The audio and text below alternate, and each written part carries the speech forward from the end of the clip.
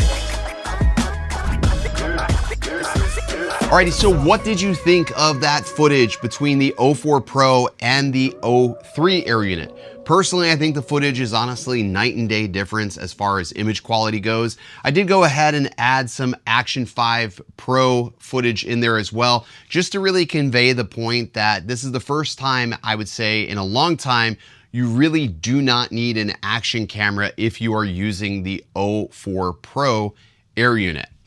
All right, so like I did say, I did allude to the fact that DJI is going to be releasing two versions of the O4 Air unit. We have the O4 Air Unit Pro, and then of course we have the O4 Air unit.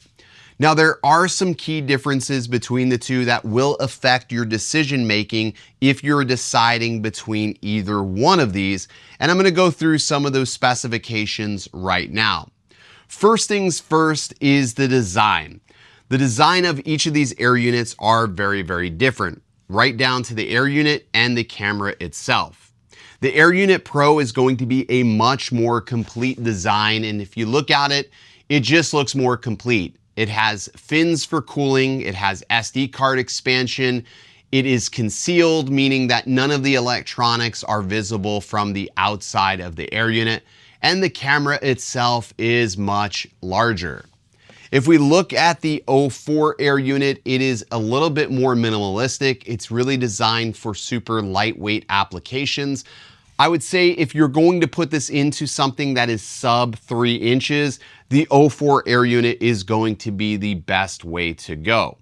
As I did state, the O4 Air unit does not support SD card expansion. However, it does have internal storage. But if you're wanting the maximum capability, you will want to lean towards the O4 Air Unit Pro if you do plan on doing any type of recording.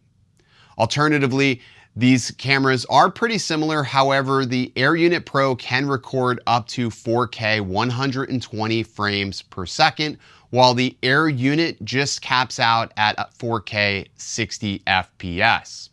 Another key difference here between these two is the Air Unit only has one single antenna and the Air Unit Pro has dual antennas. Now this is going to equate to 10 kilometers in range on the Air Unit and will equate to 15 kilometers in range on the Air Unit Pro.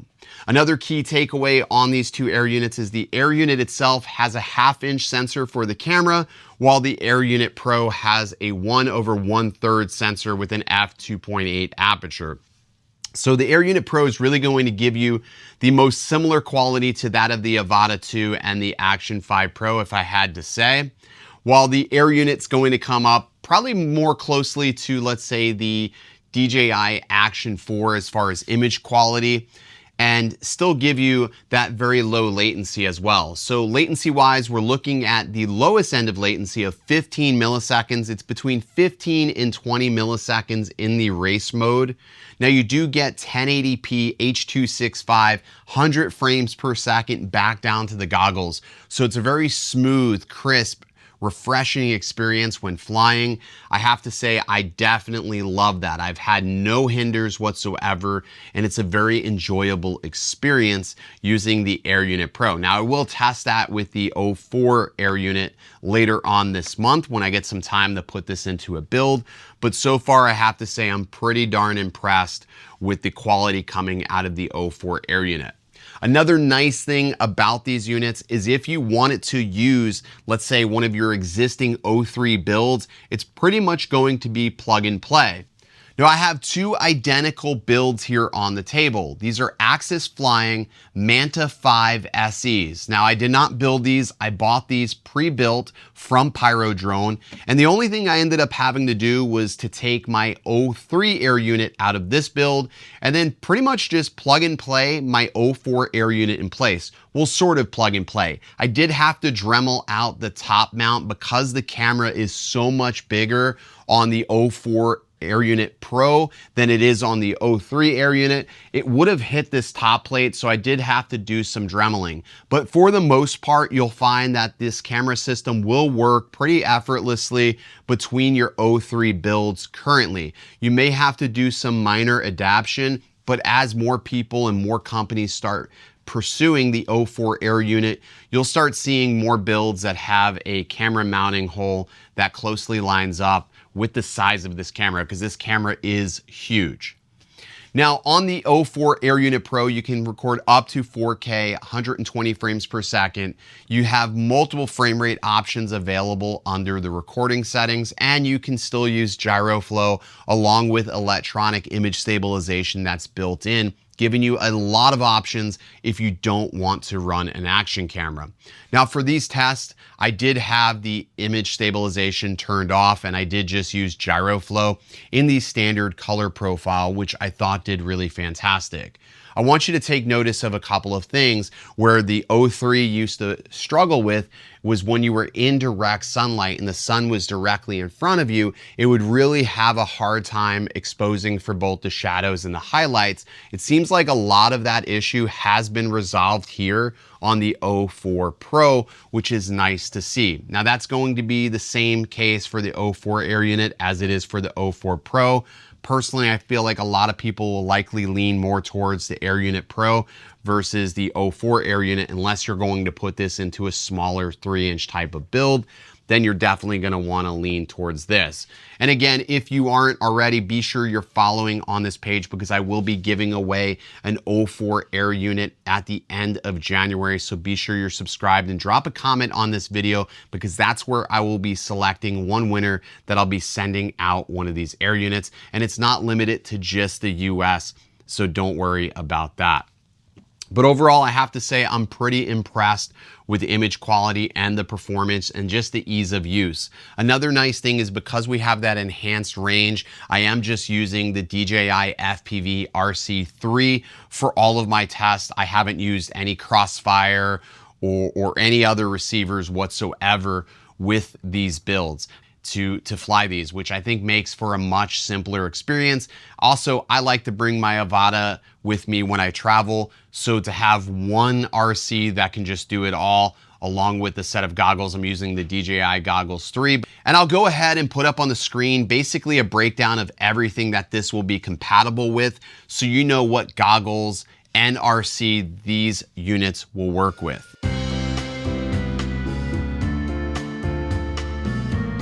All right, so that's gonna do it for this video. If you enjoyed, be sure you hit that subscribe button and drop a comment if you have any questions on either one of these units. Like I said, I'm gonna be doing further testing, but I was just out of time due to the holidays, travel, and everything else. And at the time you're seeing this, I'm in Las Vegas for CES. So I'll have more videos on these air units here in the near future. I'll see you next time, and as always, stay original. I heard they checking for me, no one checking on me, so I had to go run up a check. I got the message on me, ain't no flexing on me, my attorney gon' call and collect. Blessings on blessings for me, my successes only made them envious, they got upset. I had to put out their ego.